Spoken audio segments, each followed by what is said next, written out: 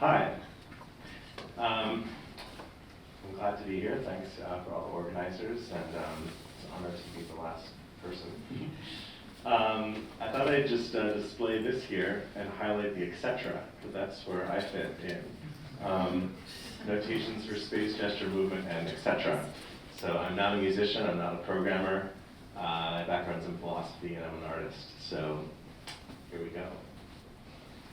So in the fall of 2015, I began to reshape my current artistic practice in the direction of scoring for conversations.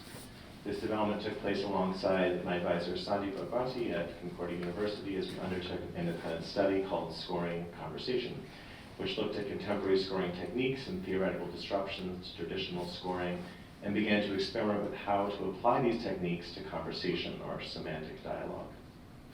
As scoring conversation quickly expanded its role in my own art practice, it soon became clear that unique notation methodology was beginning to develop that responded to the nature of conversation: emergent, spontaneous, situative, nonlinear, non-predetermined. So it's the aim of this paper to describe these notational practices as they correspond to the emergent quality of conversation. So I'm very frequently asked why I do this, and so here's some responses. So one, to experiment with how conversational content on the one hand and structure on the other can influence one another. So if one's goal is purely the content, let's say, to have a conversation do something different to help people from disparate communities, et cetera, and this can be accomplished via explorations in structure. So SCORE can help achieve radically new possibilities for content. Two, to allow for marginalized methodological elements to begin to inform conversational practices. So one example of this is in the culture of philosophical or intellectual conversation, which assumes behaviors such as mellow intonations, somewhat passive body movements, non-excessive emotional intimacy, sentences which make sense, etc. So by bringing in margins, not only are more people able to engage in a given practice, and not only is the conversational content itself expanded through a methodological widening, but additionally, the aims and consequences of a particular practice can be deepened, reframed, and revitalized. And three, to begin to add an aesthetic component to conversation, such that a conversation can begin to form a repeatable style, character, and feeling.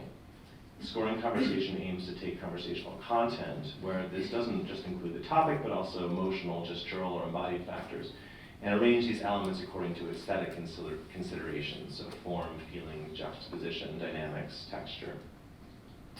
So I'll explain this slide in a moment, but just want to say that the most critical aspect as I see it for conversation is that for it to be a conversation, and I draw this from the Russian linguist Lev Yakubinsky, is the quality of interruptability. So there must be the possibility of interruption within the general condition of a spontaneous production of words.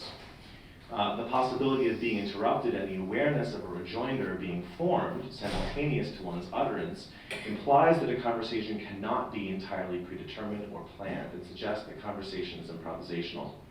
The practice of scoring for conversation, as I defined it, must carve a delicate balance between elements that are overly scripted, which close down a conversation and do not allow conversational content to spontaneously emerge, and an opposing problem with scores which create external conditions for conversation to occur, but do not directly prescribe conversational content in the moment that it is occurring. So it's in the creative play, this middle ground, that conversational scoring lies, a middle ground which shares territory with the concept of structured improvisation, or comprovisation, which I define from the Bhagwati's notation perspectives in comprovisation as musical creation predicated on aesthetically relevant interlocking or context-independent and contingent performance elements. So outside of the practice of conversation scoring, the vast manifold of conversational aspects such as content, mood, tone, rate, and duration of interruptions, all of these are mostly contingent upon the given performance and various unplanned contextual conditions. However, in conversation scores, some of these elements are aesthetically or consciously set in place, thereby creating a field of deterministic and indeterministic elements specific to each conversation score. So in this figure, I sort of tried to graph determinate to indeterminate elements. You can see in the blue is sort of how it works musically and how it might work theatrically. It's a little rudimentary, this chart, but it functions a little bit. So I'm going to go into a little bit more detail into where our conversation scores are situated. So there's a rich history of using word-based notation to score events, mainly from the Fluxists. So we can look at George Brecht's strip music. We can look at Alison Noel's child art piece.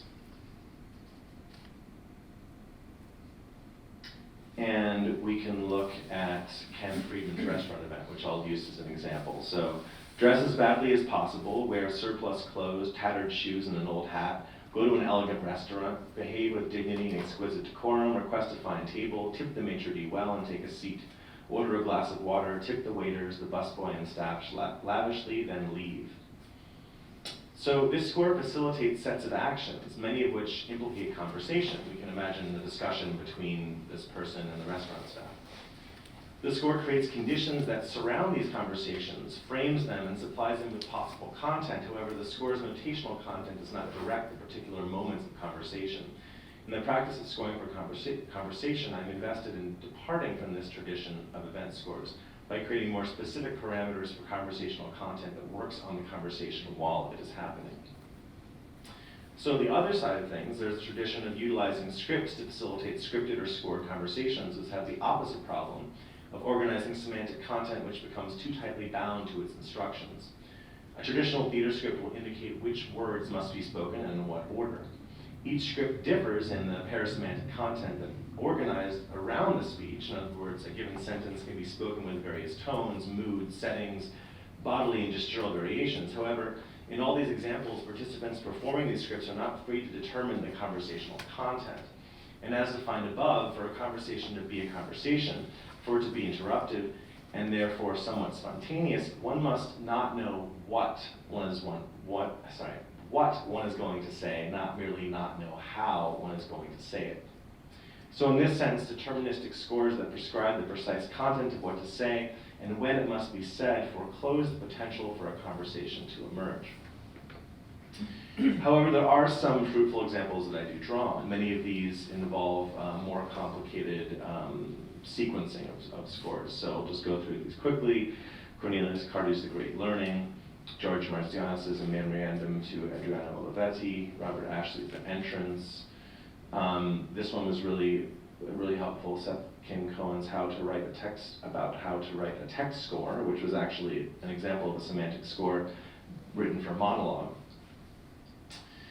And then I'll turn to a few pieces that were really influential, and we made conversation scores based on these pieces. So this one is John White's Newspaper Reading Machine, and this I took for its exegetical and textual components. So this piece involves performers that read through newspaper articles 8 times, and each time there's sort of additional musical elements that enter into the semantic reading.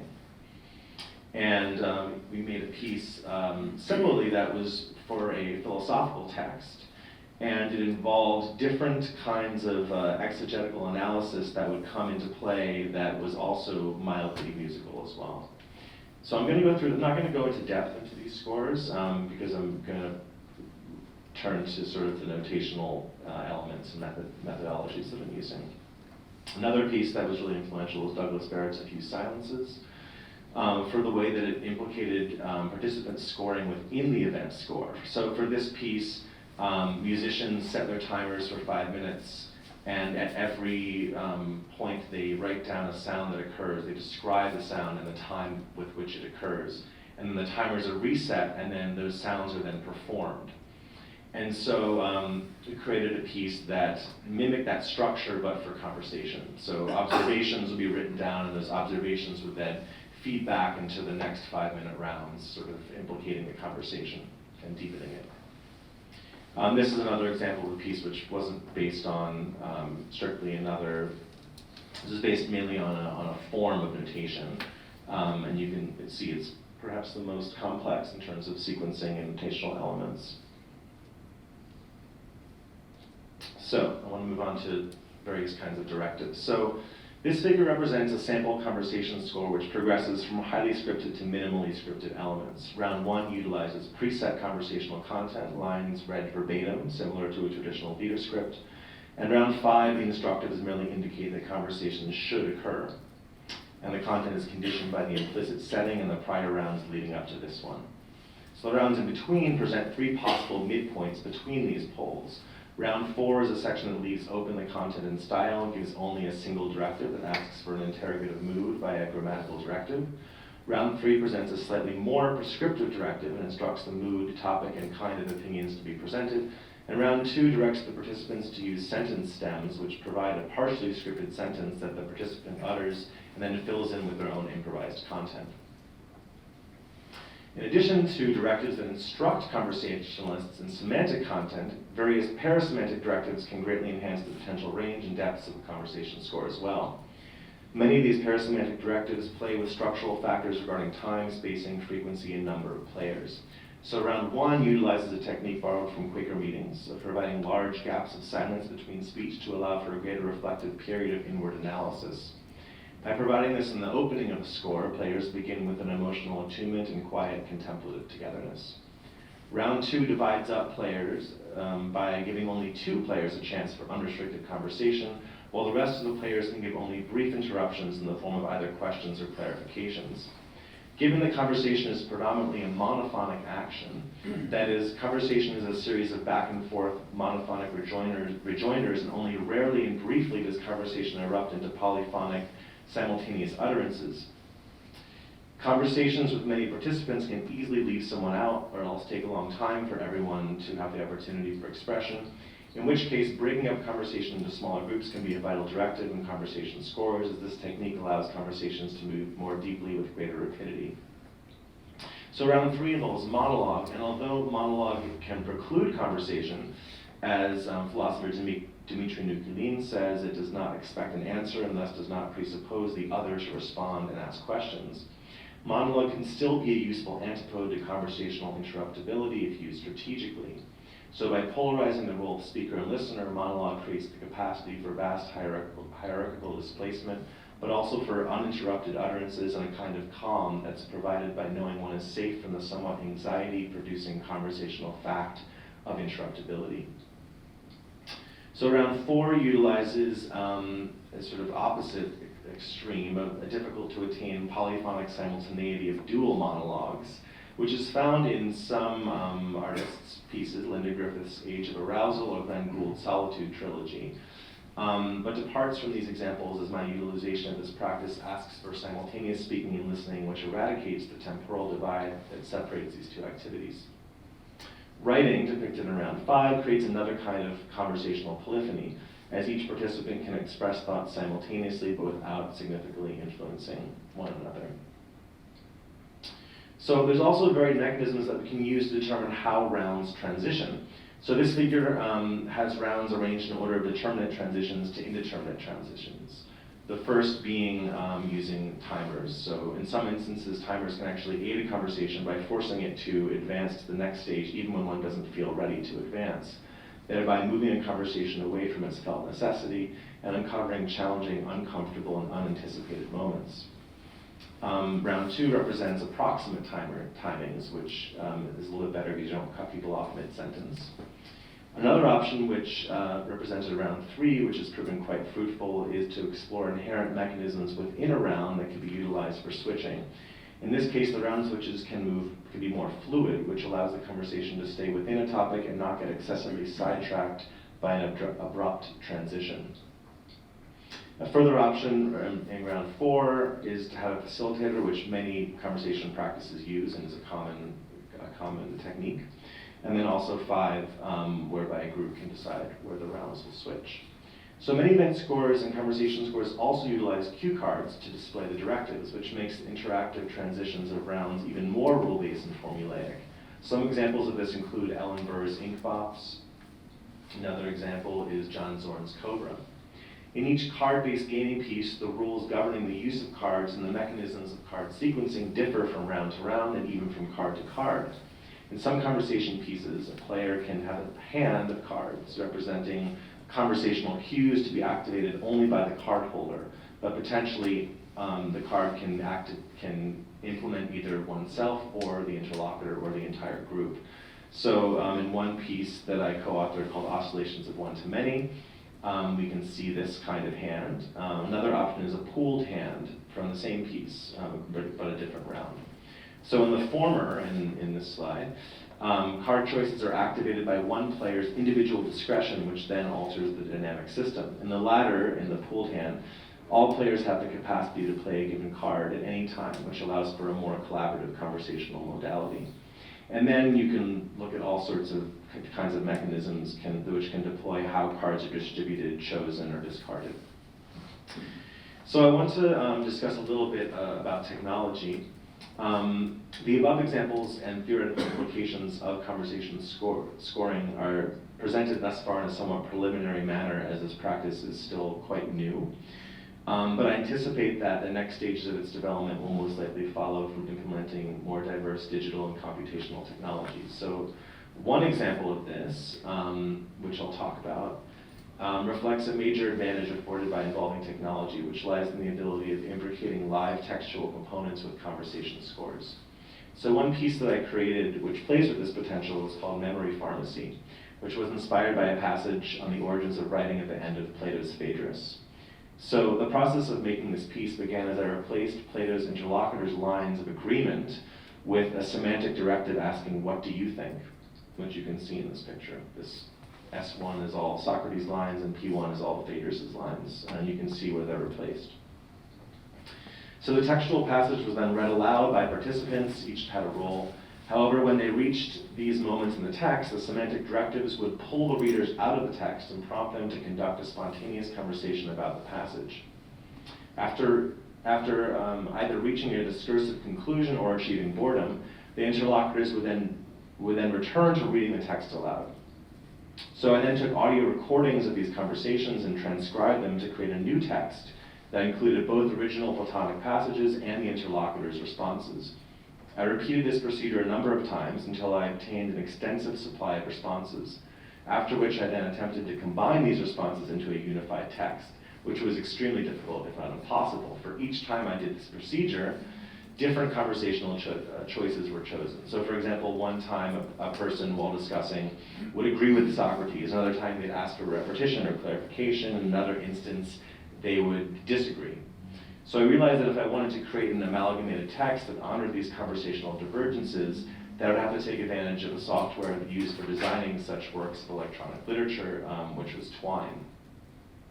So I used Twine to combine these conversational transcriptions and represent divergent dialogical pathways by making an interactive conversation game, whereby interlocutors would read aloud the text while choosing which conversational pathway they wanted to embark upon. So in this figure, we can see an example of how one moment in the multiplicitous conversational pathways were codified using Twine. The bolded text indicates the speaker. The italics tell the reader the type of option a given conversational pathway opens, and the blue lines must be spoken aloud but also clicked on, upon which a new conversational passage is opened. So Twine creates an interactive textual interface that allows for polyvocality and nonlinearity by not forcing authorial decisions such as which conversational pathways deserve greater attention, focus, or dominance. Rather, users are given the agency to choose a given conversational path. This is the last slide. However, problematically, Twine forecloses the potential for users to generate new conversational pathways and creates a conversation that is mainly the rereading and reenacting of previously constructed utterances. So I attempted to remedy this by using open-ended directives within the piece to create opportunities for the conversation to generate new possibilities and to step outside of the pre-programmatic text. Integrating semantic directives into the interactive storytelling performed allowed users to create new conversational content and thereby created the potential for a spontaneous dialogue to form alongside a textual interface. So this piece's use of technology afforded the opportunity to play on the edge of a spontaneous live oral dialogue alongside visual, textual, and static transcriptions. The digital interface allowed for the creation of a dialogic game which integrated transcriptions with conversation, writing with speaking, and nonlinear pathways with predetermined directionality. This complicated dance between these elements would not have been possible without the digital interface utilized.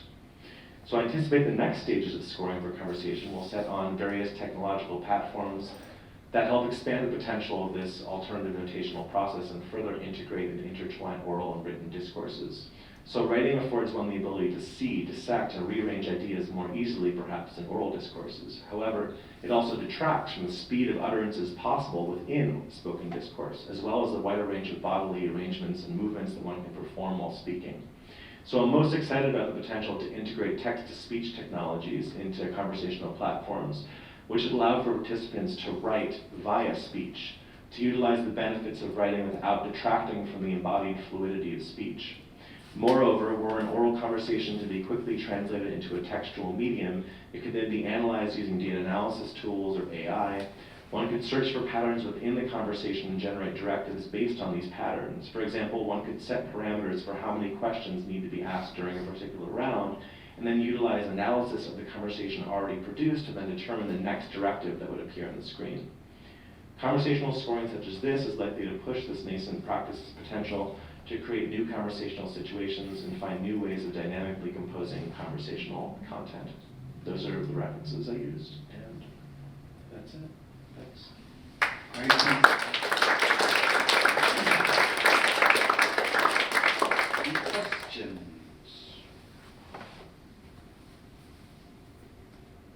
Oh. Why have you done this? I have a slide. It says exactly that. Did you not see my why slide? I spent like a month to make my why slide. If you experiment with structure, you can experiment with content. So you can't just go up to someone and say, let's talk about this and have a good conversation. But if you create structures for doing that, then you can create new possibilities for content. That's only one answer. What about just talking to somebody and then talking back? That's like been done for thousands of years. Trying to do something new here. I don't know if it does, actually. Yeah, it has limitations. I was wondering if it might be interesting to study kind of counterexamples, like conversations in plays of Harold Pinter, for example, which are really horrible. You know, like where there's like just a huge amount of subtext and like nothing actually being said, and like everything that a bad conversation is, or even like absurd conversations like this, nonsense, Ligety's Aventure. yeah, aventure, maybe novel aventure as well, is all in nonsense language, but it totally makes sense, even though that, you know, it's not in a language. Yeah, it's super interesting. I also looked into that artist that you pointed out earlier.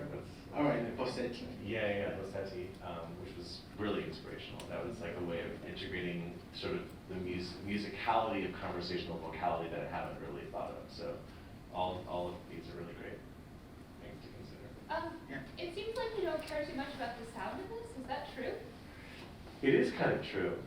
I've tried, one thing that happens a lot when I've been trying this is that if you do too many things that are very performative or affecting the sound, then the investment in the actual conversational topic gets foreclosed or put aside.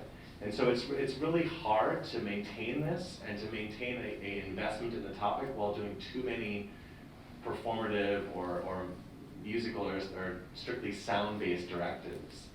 Of So, course, it's fundamentally sonic, right? it is. So like if I created like in Bossetti, I was just thinking about this, like Bossetti does exactly this, and you'll have like a repetition. So you'll have someone say something like, and they'll go like, and the focus will then become on the sound. But then what happens inevitably is that the topic that's being discussed doesn't really matter much anymore. Yeah. I don't know. I want to find a way of integrating these things, but There's people that manages to do it, but I Yeah. can think of Peter Adlinger, for instance, that does a lot of pieces with voice repetition, but the topic is always there. In a sense. are they pre-scripted conversations? He takes already existing conversation. Right. Yeah. Now that's different Yeah. from what you do. Because then you don't have to think about where you came from and Yeah. retrace your steps. You can just read from a verbatim script. It made me think a lot of verbatim theater in England. They do this, so they record conversations and then they fed in the ear. It made me think of that. But do you relate to that practice or not at all? That's extremely interesting. So they have conversations that already exist that are in their ear, and then they try to say it like the exact same time. Yeah, in order to, for example, a conversation recorded in Parliament or stuff like that, and they try to reproduce exactly, reenact what happened. Yeah, it's interesting. I mean, it does fall on the pole of being pre-scripted, so it loses the spontaneous element. But I can imagine integrating some component of that, while still maybe at one point in the score, while then allowing that to like break free from its prescriptive elements and then have a spontaneous component to it. Yeah. So in order to keep the spontaneity, the performers do not know what they're going to say at a given time. So how do you control the content? Because they know they will have certain phrases to say, or they know they will hear some phrase at one point? Yeah, so like we can take this piece. So, I mean, you can tell at certain points, the content here is sort of begins from a Deleuze quote, is it not first through the voice that one becomes animal? And then there's various games and instructives that are given that try to sort of deepen the conversation's relation to this quote. So the content is never going to really be the same. Every time this is performed, you could have a different take on this quote, but it does, because it starts from the quote, it's going to most likely have content that somewhat relates to it. But the person is not necessarily improvising it. If the person has had the score, the person has been preparing. Right. Exactly. It's like it's structured in improvisation. It's in between. It's not completely improvised. Yeah. I'm not quite sure whether this is what you're saying, but the Mexican soap operas, they actually deliver the lines to them on like in real time. Yeah.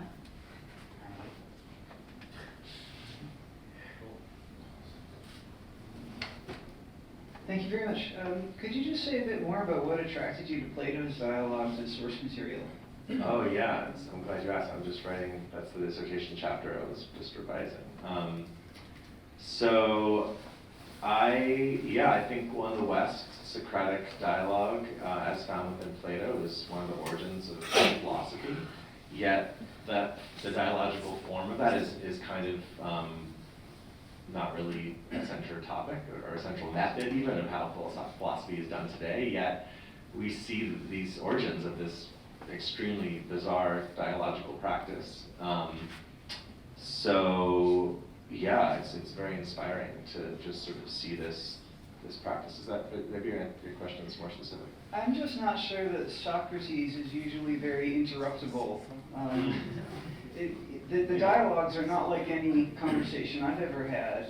I've remarked on that a bunch of times, that basically it's a mouthpiece for Socrates that's almost propped up as though it were a dialogue through these kind of straw men and non-questions, and the person he's talking to just goes along with whatever he's saying most of the time. And most conversations that I've ever been part of or witnessed just don't unfold like that at all. There's much more give and take, much more interruptibility. And so I wondered if it was a little bit ironic, to choose those as the source material for this project. Yeah, I think it depends which text you're looking at. I think that the way I see Socrates is on a mission to convert his participants to this way of speaking. And in many points, his participants, sometimes they agree, and then the text is like, just goes on and on in this like really boring way, like in the Republic. But I think if you look at like Gorgias with Protagoras, we see texts where the interlocutors don't want to follow Socrates at all. So then the text becomes this beautiful persuasion, not only of belief, but of form. It's Socrates trying to persuade his interlocutors to agree to talk in this kind of way. And I mean, so that really attracts me. And the Phaedrus attracts me too, because I mean, the passage in the Phaedrus that's so bizarre essentially says that all writing is essentially not as important as dialogue. And you're reading the text, and you're like, all right, well then why is this codified in this way? And so it's utterly bizarre, and that's why I picked that passage. Yeah, but it's a good question. I have to constantly defend my reading of Socrates. People, yeah. All right, last one. Last one. I was just wondering whether you'd consider perhaps partnering, although the TENOR did by talking about chatbots, and possibly also the Turing test, and whether the mechanisms and programming algorithms and things like that that perhaps have been published on how to beat the Turing test would be relevant to what you're trying to do to enrich human conversation. I haven't. Do you want to offer some suggestions? You know the Turing test? Yeah. I was actually talking to some friends about it. Yeah. All right. I'm not au fait with the texts themselves, but I know that there's a reasonable amount of work into beating the test, although it's been proven not to be a particularly effective measure of artificial intelligence. I just thought it might be an interesting avenue for you to explore. Yeah, I think it's a really, really interesting avenue. Yeah, thanks. Yeah, I think we'd all fail. All right, thank you very much, Aaron.